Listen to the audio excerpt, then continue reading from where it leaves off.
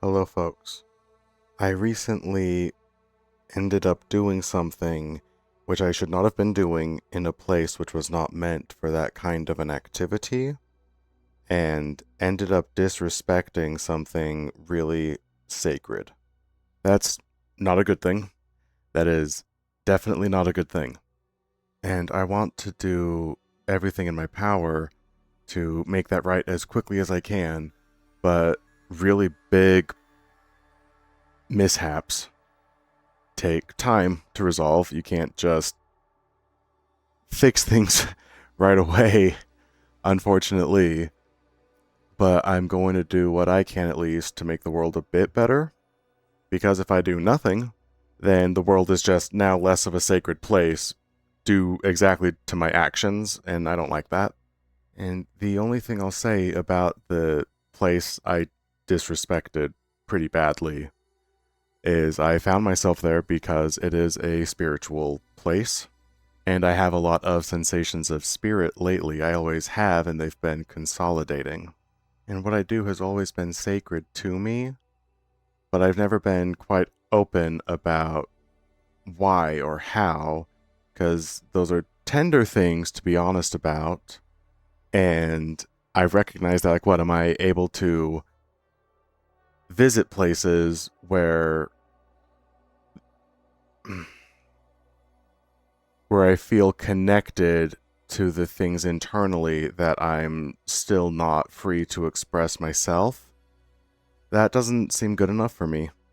In short, I think if I can go somewhere that I find beautiful because it reflects a beauty that I feel inside and mess it up, then it is the very least that, actually the least that I can do to try and manifest my own beauty that I was communing with or trying to, and shouldn't have done that. But now let's stop talking about that. um, why are we here? A big driver for my senses of spirituality is my cousin, who is no longer with us. He died a little early, and that's all that we're going to say. That was someone who had a hard time being themselves. And in many ways, my own quest to be myself is informed by them. In the program that I call home, it is ultimately easy to be ultimately yourself, and I've gotten tremendous joy from that place. And there's been times in my life where I've been supremely alone, and that's largely what started my journey on YouTube. Was I found no one like me, and I chose to be me, but loudly, so that people who were alone like I had been might have an opportunity to be less alone. Because if there was no me, then the least I could do was present me. That quest did work. It expands into the place that I found, not the spiritual place that I desecrated, but the virtual home, because it happens to have a collection of like-minded spirits, and I found community in YouTube, but outside of that, I have found community inside of Resonite. My cousin would have loved it because he was a tinkerer, and it's nothing but tinkering for days. And he's the one who got a LED signboard that, like, I think like the high school had it left over from like a bulletin, like the scroll text or whatever, you know. But just figured out putting that together, making it say silly things, and no one respected the really cool things that he did because he was geographically limited and just didn't have exposure to people who were like-minded. I have every confidence that if he had found Resonite, he would have found infinite opportunities to tinker and infinite people with whom to tinker, and a sense of community of people who love doing what he also loves doing in a place that's safe. And he would probably still be around. And the problem with trying to proselyte something like Resonite is it's not for everybody. It's complex and technical, and it's got a lot of jank to it. But there are some people for whom Resonite is expressly intended. Like, there's for a handful of types of people, it makes for a marvelous home. And not everyone has a home, and the more that people have homes, the more people there are. I recognized this really early on when I started figuring out Resonite. The types of people who I would run into, the manner of excitement for it, they were people who I fit in with more readily than anyone I've ever really met on Earth.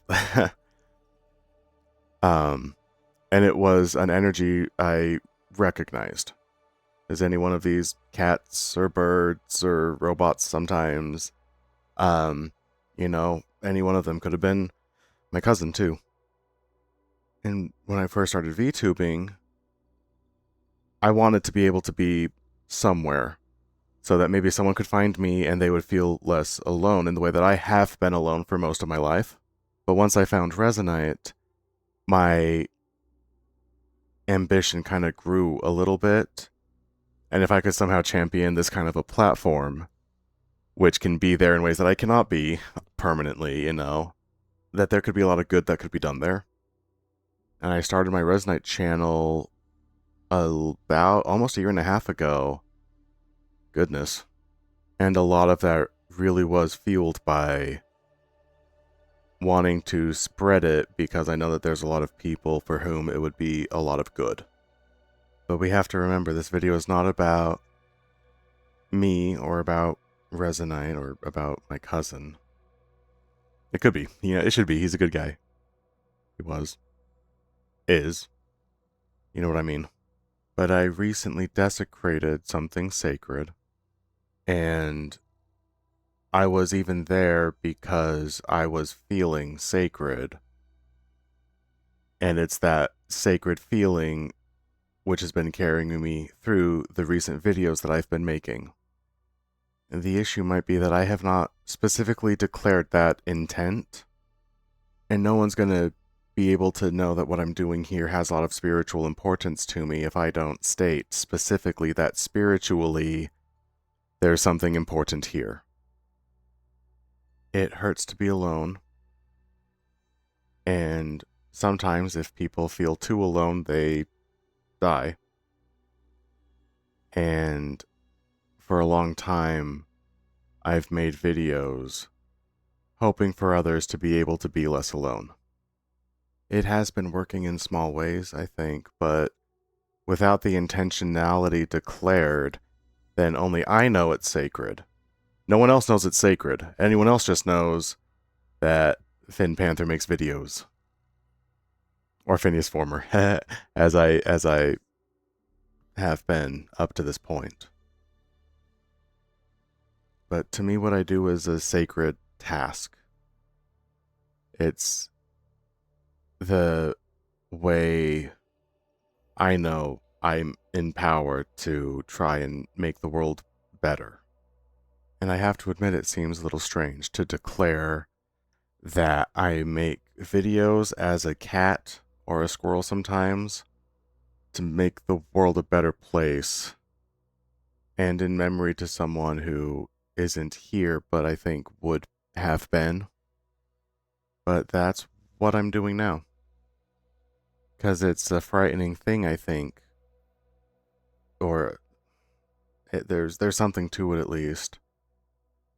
If you make something sacred or really put your heart out there, you'd be worried that what if someone comes by and disrespects something that you made that was really precious. So you don't want to display your precious things. And I know because I was drawn to a precious display and accidentally... Oops. I can't just say oops. God damn it. No, I can't just say oops. It's not about me. But at any rate, I choose to express my heart and the true spirit of what it is that I've been doing and why I've been doing everything I have been for pretty much the last 2 years. The world is a lonely place sometimes, and I want the world to be less of a lonely place. And that's just what I do. And now everyone knows that that's why I do what I do. And I gotta tell you, it just doesn't feel like enough.